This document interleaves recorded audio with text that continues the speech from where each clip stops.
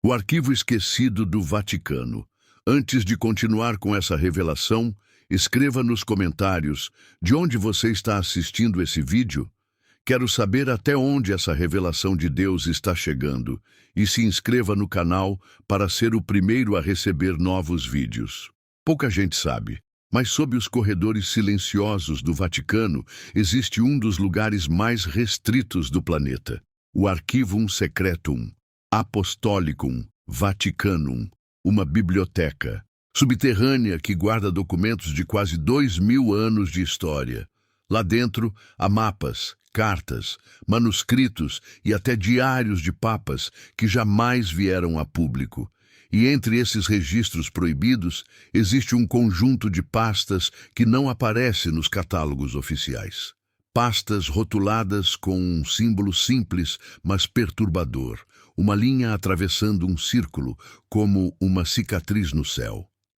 Pesquisadores que arriscaram suas carreiras afirmam que esses documentos falam diretamente das fendas celestes. Relatos de padres medievais descrevem clarões no firmamento durante batalhas da Idade Média. Cartas de missionários no Novo Mundo relatam céus que se abriram em fogo antes de terremotos devastadores, e registros de astrônomos do século XVI mencionam sons semelhantes a trombetas ressoando pouco antes de pragas assolarem cidades inteiras.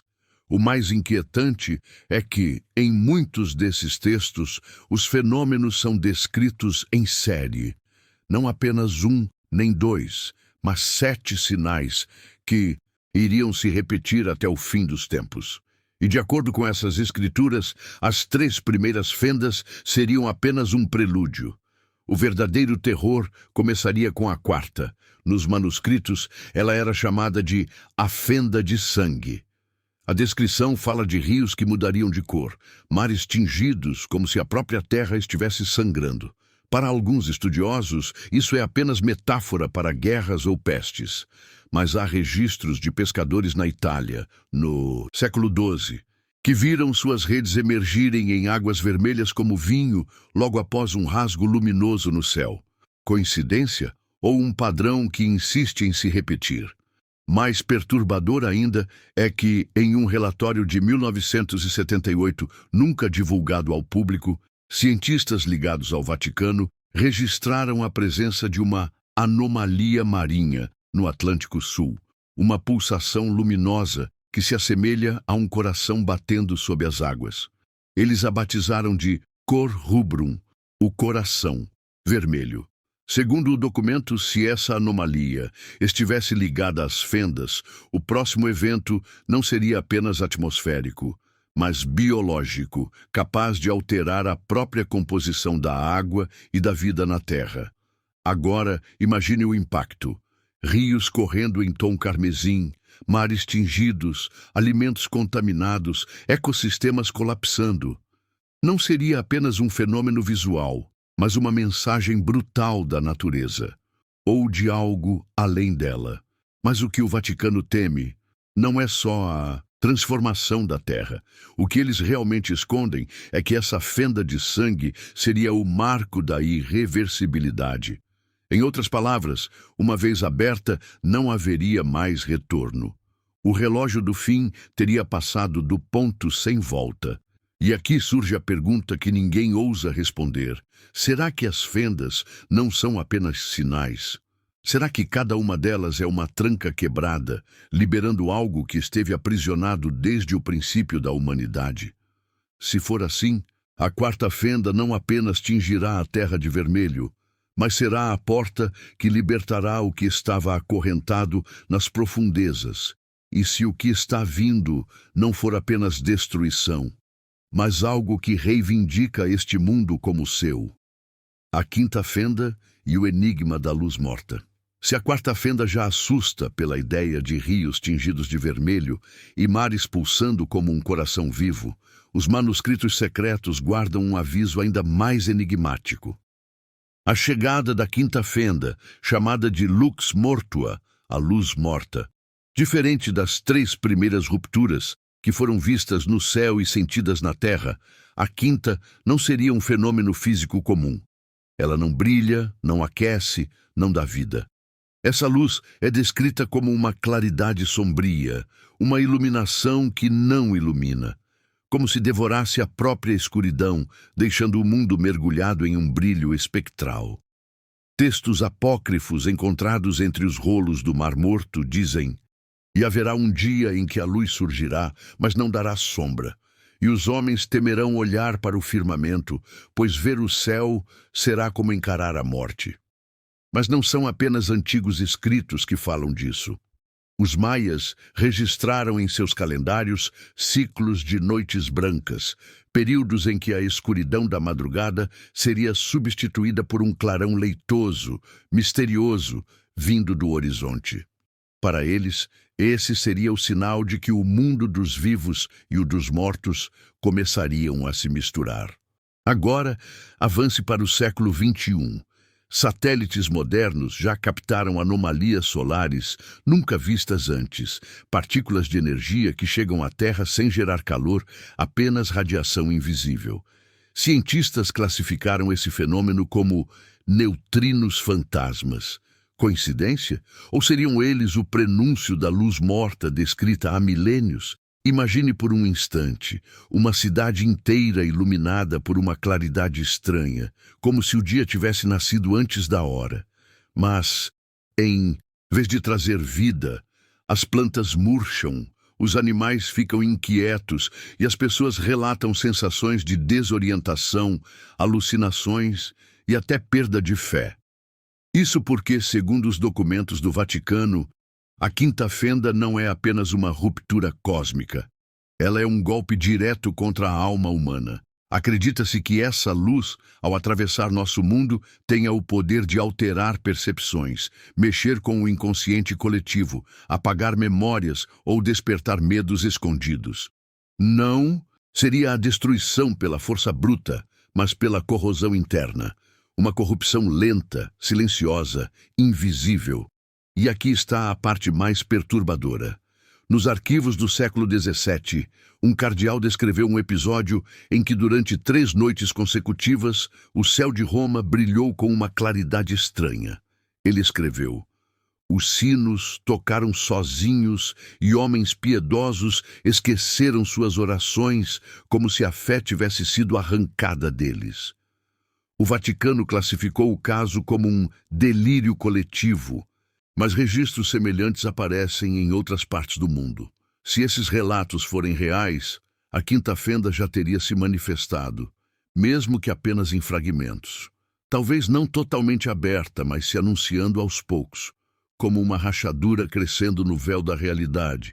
E é aqui que teoria e fé se encontram, porque se a quarta fenda marca o ponto sem retorno, a quinta seria o divisor entre o mundo que conhecemos e algo completamente novo. Pergunte a si mesmo: o que aconteceria se um clarão de luz atravessasse os céus, mas em vez de trazer esperança, ele drenasse a fé, sugasse a energia, apagasse a esperança da humanidade?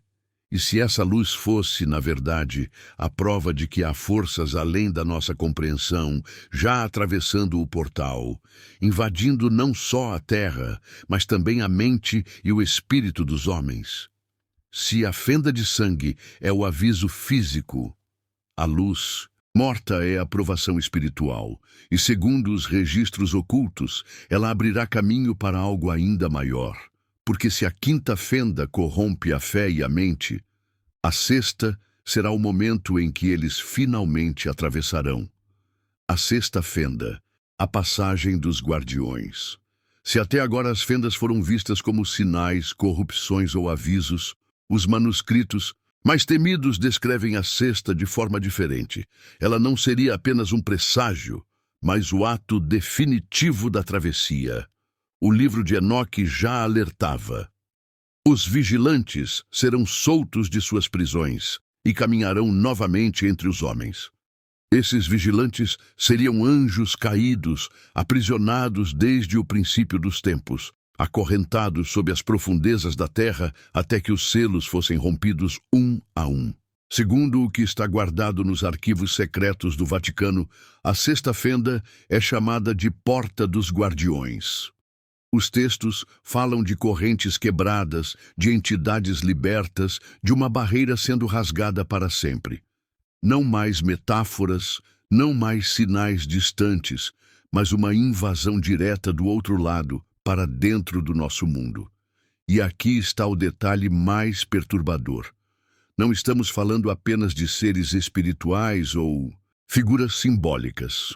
Os documentos descrevem aparições físicas, relatos de testemunhas que afirmam ter visto silhuetas gigantescas surgindo no horizonte em momentos de clarão. Seres que não pareciam humanos, mas também não eram monstros no sentido comum. Eram algo no meio termo, híbridos, como se carregassem tanto a marca do céu quanto a cicatriz da terra. Relatos perdidos na Segunda Guerra Mundial. Descrevem soldados em trincheiras que viram o céu se abrir em plena madrugada. Alguns relataram vozes em línguas desconhecidas, outros falaram de figuras luminosas que atravessaram o campo de batalha. Esses documentos foram classificados como delírio de guerra. Mas por que eles estão trancados até hoje nos arquivos militares? Imagine por um instante. A sexta fenda se abre no céu e dela não vem apenas luz ou som, mas formas, cidades. Inteiras olham para cima e veem figuras pairando como sombras imensas, imóveis, observando. Não atacam de imediato, não destroem, apenas olham, como se estivessem tomando posse do que já consideram deles. O mais inquietante é que há profecias que dizem que esses guardiões não chegariam sozinhos.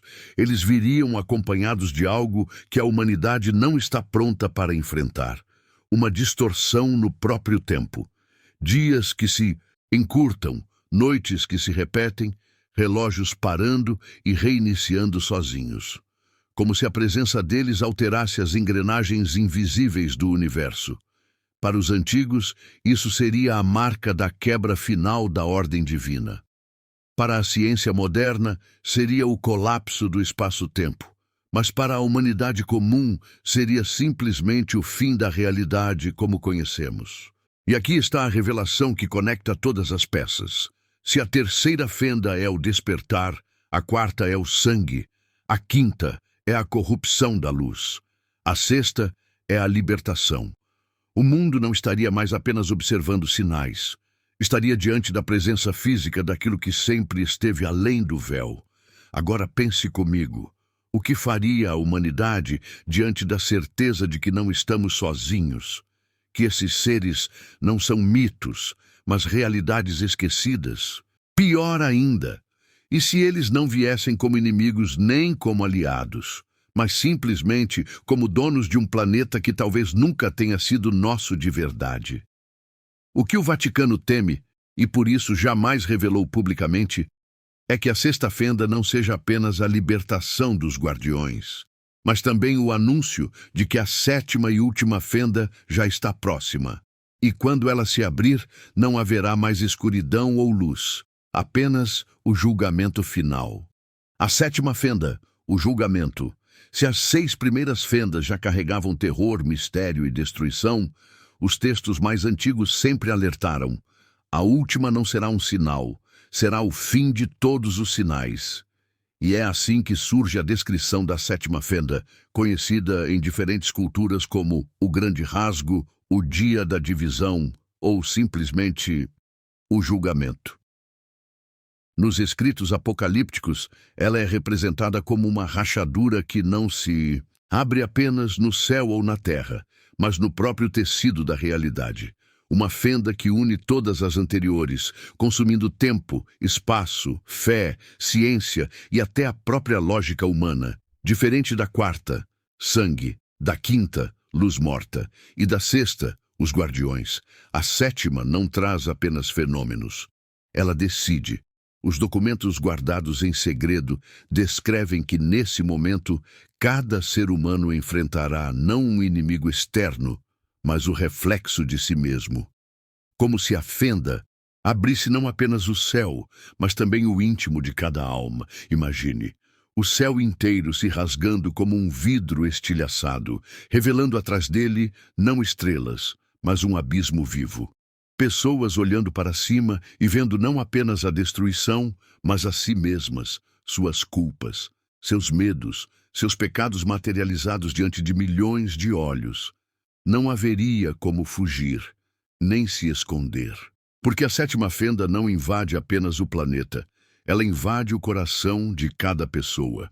Textos do misticismo judaico chamam isso de o dia da separação. O trigo será separado da palha, e cada um conhecerá sua verdadeira essência. Enquanto para a ciência, esse poderia ser interpretado como o colapso final do espaço-tempo, um ponto em que todas as leis físicas entram em falência e o universo retorna ao caos primordial. O Vaticano, em seus arquivos, descreve esse momento como o último selo, algo que até mesmo os papas mais influentes temeram comentar. Disse que apenas 3 pessoas em cada geração têm acesso a esses documentos, e todas juram silêncio até a morte. Mas a verdade é perturbadora demais para ser escondida para sempre.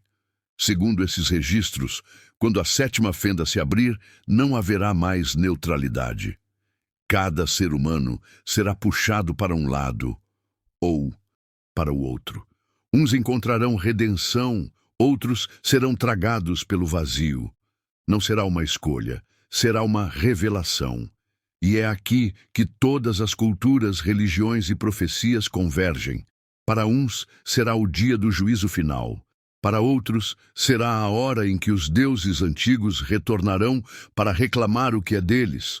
Para a ciência será o colapso absoluto do cosmos. Mas para todos nós será o fim da ilusão de controle. Agora pare e reflita. E se todos esses sinais, eclipses, rios vermelhos, luzes estranhas, figuras nos céus, não forem apenas metáforas ou coincidências? E se realmente estivermos avançando, passo a passo, rumo ao momento em que a última fenda se abrir diante de nossos olhos, talvez já seja tarde para impedir, mas ainda não é tarde para se preparar, porque se a sétima fenda é o julgamento, então a pergunta final não é quando ela virá. A pergunta é: o que você verá quando olhar para dentro dela? Essas foram as 7 fendas apocalípticas, sinais que podem estar muito mais próximos da nossa realidade do que imaginamos. Mas e você? Acredita que tudo isso é apenas mito? Ou estamos realmente caminhando para a abertura da última fenda? Deixe a sua opinião aqui nos comentários, porque vou responder os mais insanos no próximo episódio. O juízo final. A terceira fenda abriu, e o mundo não será mais o mesmo. O céu rasgado, a terra em agonia, os portais revelando sombras que não pertencem ao nosso tempo. Tudo nos lembra que estamos diante de algo maior que nós, algo que desafia a ciência, a fé e até mesmo a história conhecida. E se pensarmos nas 7 fendas como selos do Apocalipse, a terceira já nos colocou em uma encruzilhada. A contagem regressiva acelerou. Cada tremor, cada tsunami, cada vulcão em atividade não é coincidência. São mensagens do próprio universo, avisos que não podemos ignorar, mas há mais. Relatos de testemunhas ao redor do mundo falam de figuras de luz descendo do céu, de sons ensurdecedores que ressoam como trombetas invisíveis e de sensações de que algo está observando cada passo da humanidade. Não é apenas um alerta, é o início do juízo final. Governos escondem dados, cientistas se calam, religiões tentam interpretar símbolos antigos, mas nada disso impede que o mundo veja, sinta e ouça os sinais. Estamos no limiar entre o conhecido e o desconhecido, entre a realidade e o mistério, entre o medo e a revelação. E a pergunta que ninguém ousa responder é: será que conseguiremos sobreviver ao que vem depois? Ou a humanidade está fadada a testemunhar seu próprio colapso? Enquanto isso, há um detalhe ainda mais perturbador. As fendas não são apenas sinais. Elas podem ser portais para algo que esteve preso por milênios. Algo que, ao atravessar, pode mudar a percepção da vida, do tempo e da própria existência. O céu que antes parecia infinito, agora se mostra vulnerável. A terra que julgávamos segura mostra que está viva, consciente, reagindo, e nós, meros espectadores, temos pouco tempo para compreender a magnitude do que está prestes a acontecer. Se esse vídeo te deixou arrepiado, já deixa o like e me diz de qual cidade você é, para eu saber até onde as revelações estão chegando. E não se esqueça de se inscrever no canal para ser o primeiro a receber vídeos como esse, porque tem muito mais mistérios proibidos vindo aí. E lembra, o que está escondido nos arquivos secretos, uma hora sempre vem à tona. Até o próximo!